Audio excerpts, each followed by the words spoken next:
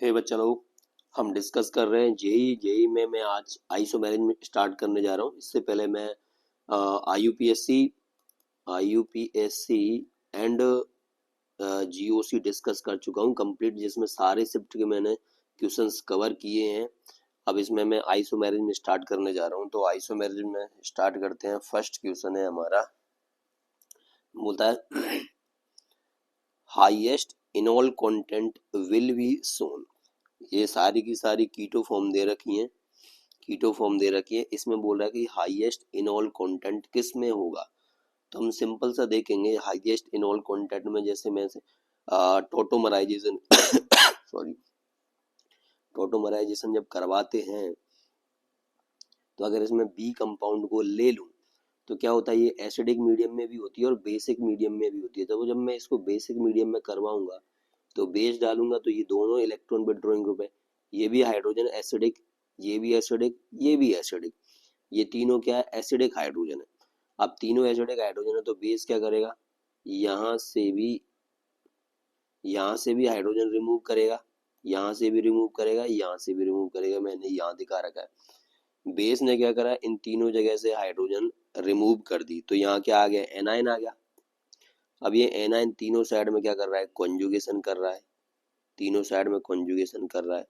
तो यहाँ double bond आ गया, यहाँ डबल बॉन्ड आ गया, यहाँ डबल बॉन्ड आ गया, और ऑक्सीजन पे क्या हो गया, नेगेटिव नेगेटिव नेगेटिव, तीनों जगह नेगेटिव। अब जो बेस ने हाइड्रोजन ली है, मान लो OH ने हाइड्रोजन लेकर के क्या बनाया था, H2। अब वो बेस अपनी जो हाइड्रोजन ली थी वो हाइड्रोजन वापस देगा, इस O माइनस को आ रहा था रेजोनेंस से, तो यहाँ हो गया OH OH एंड OH। तो ये इन और plus all, in plus all इनॉल, in plus all इनॉल, in plus all इनॉल। तो ये बन गई हमारी इनॉल फॉर्म, और इनॉल फॉर्म क्या बन रही है, एरोमेटिक। अब ये क्या था, कीटो फॉर्म क्या थी, नॉन एरोमेटिक की थी, क्योंकि पहले ये sp3 थे ना, sp3। यहाँ पे देखो ये sp3 था, तो ये नॉन प्लेनर, और नॉन प्लेनर होने की वजह से ये क्या है, नॉन एरोमेटिक है। बट कीटो फॉर्म हमारी क्या बन गई, सॉरी इनॉल फॉर्म क्या बन गई है, एरोमेटिक बन गई है। इस वजह से इसमें इनॉल कंटेंट मैक्सिमम होगा, इनॉल कंटेंट हाईएस्ट इनॉल कंटेंट होगा। इसमें देखो यहाँ से ले लेगा या यहाँ से ले ले, लेकिन इसका कोई रोल नहीं है, तो ये नॉन प्लेनर रहेगा। इसमें कोई एक कार्बन से ले लेगा तब भी ये नॉन प्लेनर रहेगा। इसमें इससे ले सकता है, इससे ले सकता है, ये वाला डोनेट नहीं करेगा, ये sp3 रहेगा, तो ये नॉन प्लेनर रहेगा। तो एरोमेटिक सिर्फ एक बन रहा है, इस वजह से इसका आंसर भी क्या हो गया, बी। सिंपल सा क्वेश्चन है। उसके बाद देखो क्या है, बोलता है कि which one of the following will show geometrical isomerism. अब जीआई शो करना चाहिए, तो पहले देखो जीआई शो करने के लिए क्या होना चाहिए, रेस्ट्रिक्टेड रोटेशन होनी चाहिए, कंडीशन है। अब वो रेस्ट्रिक्टेड रोटेशन कोई डबल बॉन्ड के अराउंड भी हो सकता है, रिंग में भी हो सकता है, वो कितनी मेंबर रिंग। तो मैं रेस्ट्रिक्टेड रोटेशन वाले सेंटर देख रहा हूँ। पहले तो ये डबल बॉन्ड के अराउंड देखो, कंडीशन क्या है, ये मान लो ये C डबल बॉन्ड C है, इसके साथ अटैच दोनों साइड के, इधर के दोनों ग्रुप ये है C डबल बॉन्ड C। मान लो ये XY लगे हैं और इधर लगे हैं AB। तो फिर अरे यार,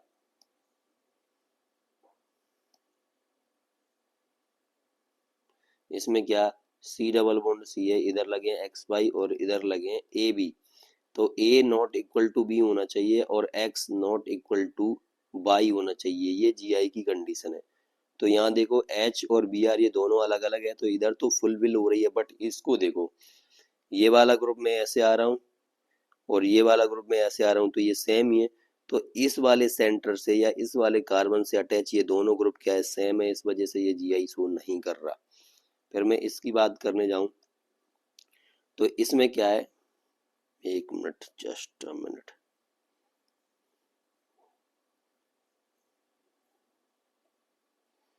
अब ठीक है। तो इस वाले में देखो, बी वाले में यहाँ हमको ये जीआई सेंटर मिल गया, ये जीआई सेंटर। अब जीआई सेंटर यहाँ पे क्या, दोनों हाइड्रोजन लगे, तो ये भी नहीं कर रहा, ये भी जीआई शो नहीं कर रहा। और साइक्लोएल्केन सिस्टम में देखोगे, साइक्लोएल्केन में ये क्या होता है, दो sp3 पर दो डिफरेंट ग्रुप होने चाहिए, तो यहाँ एक sp3 पर ही दो डिफरेंट ग्रुप है, तो साइक्लो एल्केन सिस्टम भी जीआई शो नहीं कर रहा। फिर यहाँ भी मैं बात करने जा रहा हूँ, ये हमारा जीआई सेंटर, इसके अटैच दोनों ग्रुप क्या लगा है, एक एच लगा है एक बी आर लगा है। तो ये वाला तो इधर तो ठीक है, दोनों अलग अलग। मैं इधर आ रहा हूँ, देखो ये क्या मिला CH2, इधर भी CH2, यहाँ पे क्या CH2, लेकिन यहाँ पे क्या मिला मुझे CH Br। तो ये क्या डिफरेंट डिफरेंट ग्रुप हो गया। ऐसे करके देखो, ये वाला ग्रुप अलग है और ये वाला ग्रुप अलग है, दोनों ग्रुप अलग अलग है, और इधर लगे दोनों ग्रुप भी अलग है। तो ये क्या कर रहा है, जीआई शो कर रहा है। इसकी मैं बात करूँ, ये जीआई सेंटर, बट यहाँ पे मैं देख रहा हूँ दोनों की दोनों हाइड्रोजन है।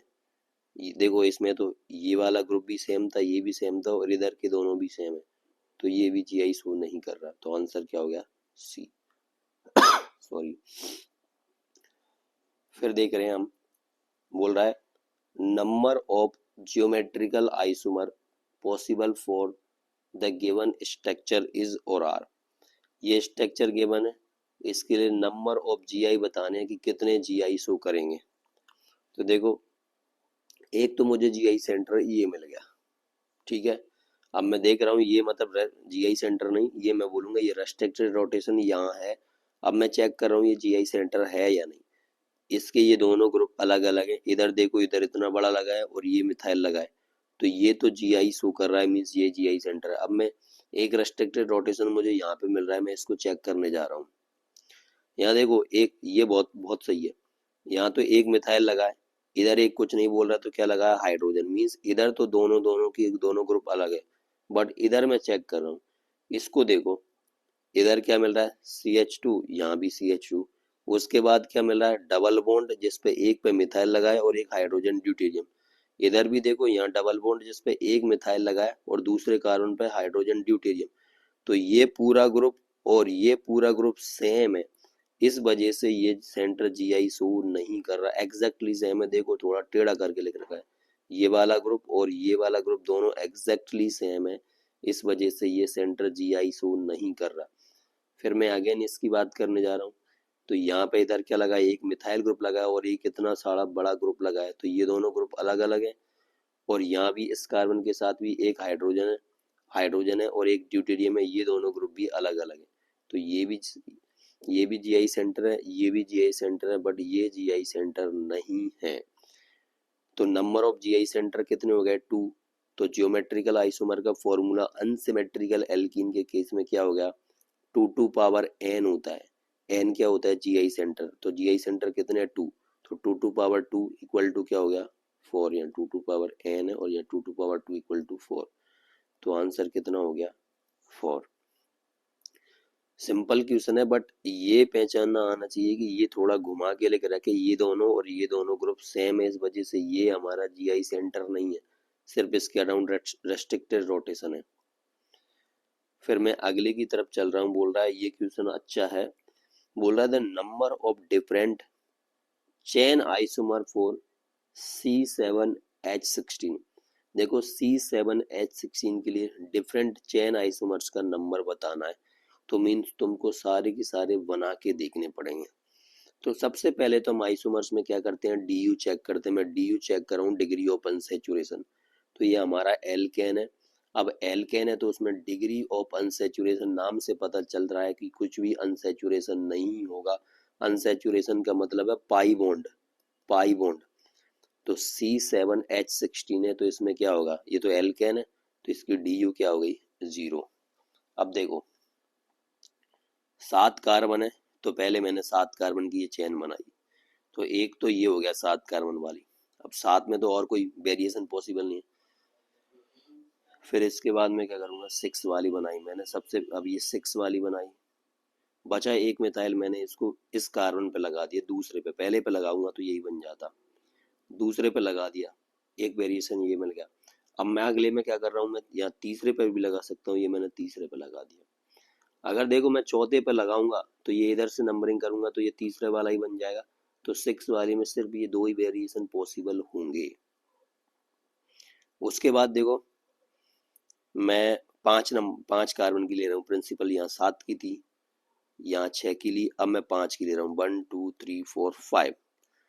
अब मैं सोच रहा हूँ कि अगर मैंने दोनों की दोनों ये इथाइल ग्रुप, मतलब इथाइल ग्रुप यहाँ लगाया तो ये बन जाएगा, और मैं अगर इसको यहाँ लगा देता हूँ दूसरे पे वन दूसरे पे लगा देता हूँ तो क्या हो जाएगा, ये यहाँ से स्टार्ट हो जाएगी चेन 1 2 3 4 5 6, तो ये देखो ये 6 वाला ही बन गया।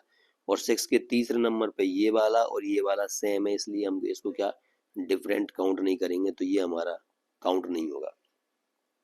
फिर देखो मैंने ये 5 वाली ही बनाई, बट 5 वाले में मैंने ये तीसरे नंबर पे लगा दिया इथाइल ग्रुप, तो कहीं से देख लो 1 2 3 4 5, 1 2 3 4 5, तो ये एक नया मिल गया, अभी तक किसी से मैच नहीं कर रहा हमारा, नया नया मिल गया तो ये काउंट होगा। सॉरी।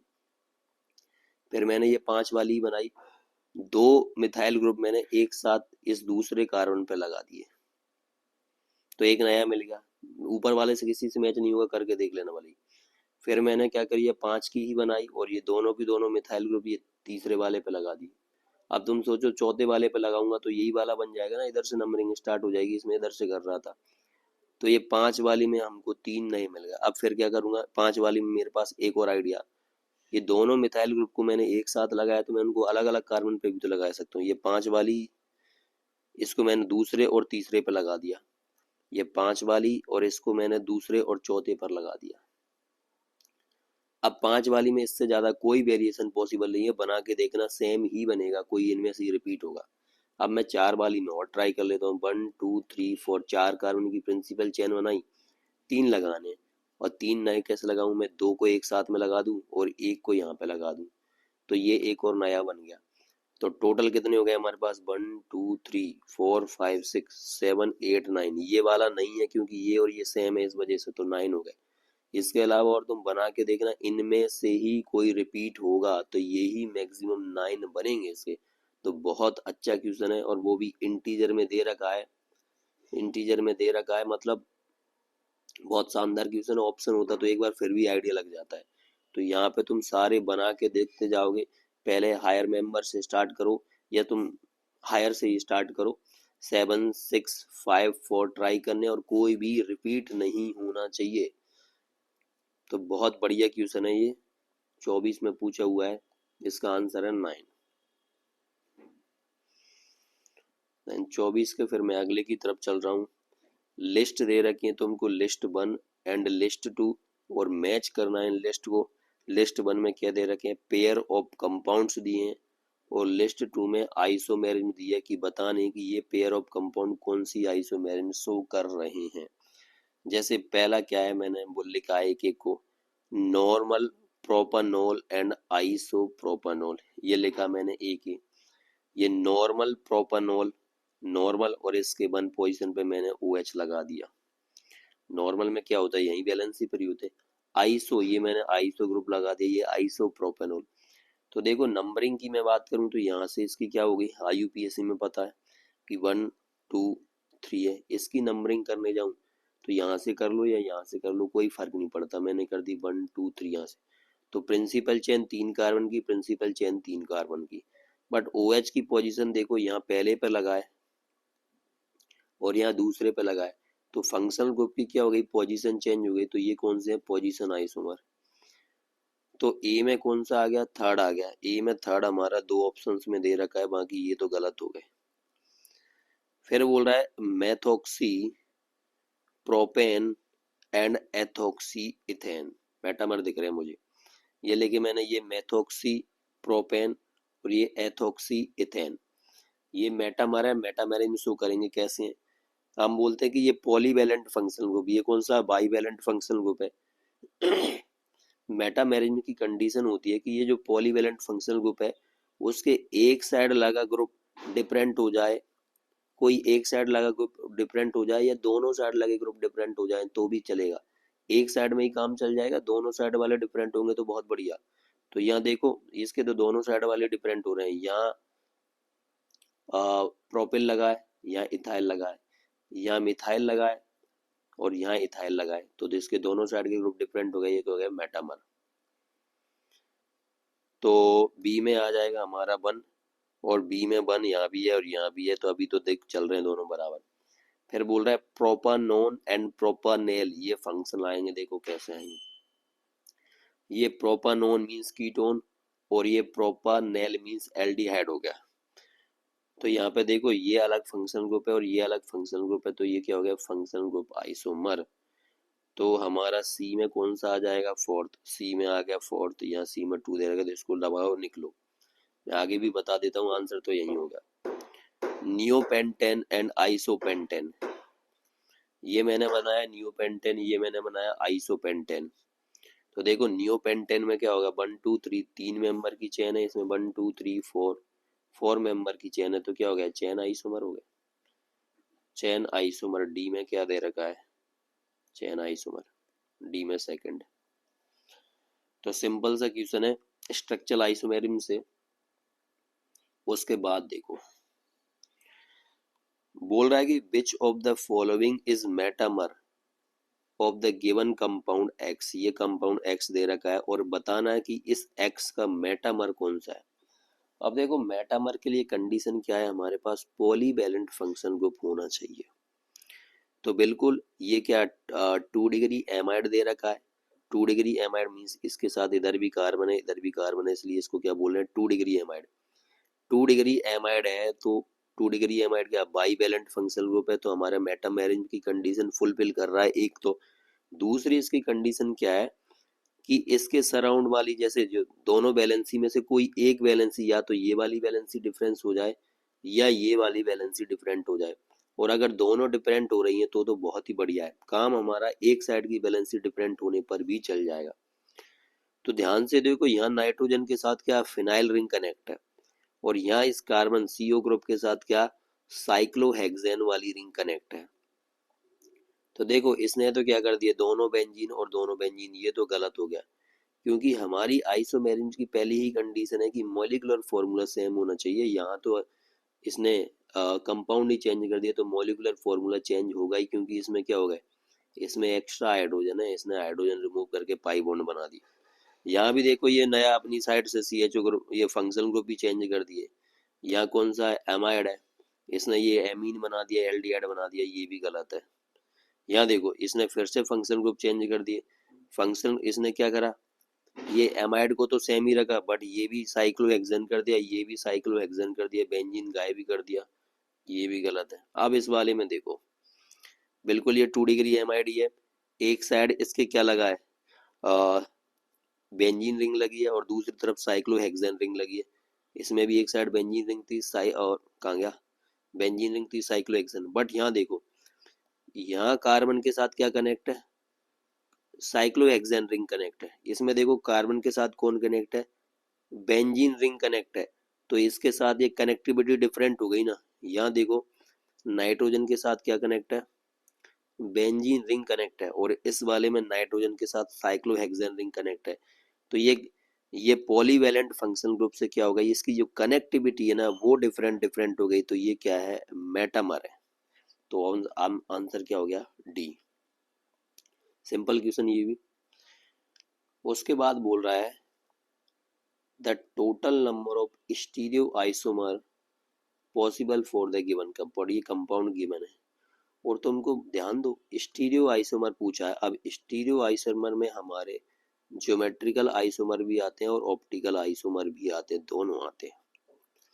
तो हम क्या करेंगे, पहले हम स्टीरियो सेंटर ढूंढते हैं इसमें कि किस किस सेंटर के अलोंग GI और OI शो हो सकता है। तो देखो ये मिल गया मुझे रेस्ट्रिक्टेड रोटेशन, तो इसके अलोंग GI हो सकता है। अब मैं देखूंगा GI हो करेगा कि नहीं।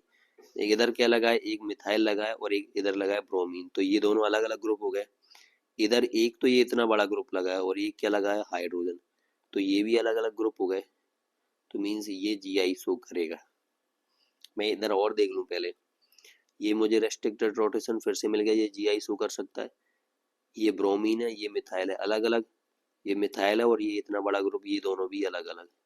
तो ये भी सेंटर भी हमारा GI शो करेगा, तो GI सेंटर ये भी है और ये भी है, दो तो मिल गए। अब ये देखो कहीं OI शो कर रहा है क्या, इस कार्बन को देखो, एक ब्रोमीन लगा है, एक ये इतना बड़ा ग्रुप लगा है और एक इतना बड़ा ग्रुप लगा है, और साथ में एक क्या लगा है, इसके साथ हाइड्रोजन ग्रुप लगा है। तो ये क्या हो गया, कायरल सेंटर हो गया, ब्रोमीन अलग और ये ग्रुप अलग सिस वाला, और साथ में इधर तो हाइड्रोजन है, ये मॉलिक्यूल ही अलग हो गए। इधर इसके साथ क्या एक मिथाइल है, इधर 2 मिथाइल है, तो ये सेम मत समझ लेना इसको, ये ग्रुप अलग है और ये ग्रुप अलग है पूरा। और बीच में एक कार्बन भी आ रहा था यहाँ पे डायरेक्ट ये अलग ग्रुप है। तो एक बी आर, एक ये डिफरेंट ग्रुप है, और ये एक एच। तो चारों की चारों ग्रुप डिफरेंट है, मीन्स ये क्या है, कायरल सेंटर है। तो ये क्या शो करेगा, ओ आई। तो मैं स्टीरियो सेंटर की बात करूं तो ये भी है, ये भी है, ये भी है। तो अब यहाँ पे अनसिमेट्रिकल है, और अनसिमेट्रिकल में स्टीरियो आइसोमर निकालने का फॉर्मूला 2 टू पावर n, और n क्या है, stereo centre. Stereo centre, number of stereo centre है वो कितने, 3 है। तो 2 टू पावर 3 इक्वल टू क्या हो गया आंसर, 8। चलो 24 हमारी खत्म हुई, उसके बाद वाले हम अगले में डिस्कस करेंगे। हाँ, और थोड़ा बहुत अगर एक दो क्वेश्चन रुक जाए तो वो हाइड्रोकार्बन में हमारे कवर हो जाएंगे। अगर आइसोमेरिन के एक दो क्वेश्चन किसी शिफ्ट के हैं तो देखो, ऑर्गेनिक के क्वेश्चन चैप्टर्स में ओवरलैप करते हैं, तो इसके कुछ क्वेश्चन हमारे हाइड्रोकार्बन में मिलेंगे। तो घबराना नहीं है कि कुछ एक दो क्वेश्चन रह गए, कुछ बचेगा नहीं। चलो मिलते हैं अगली वीडियो में।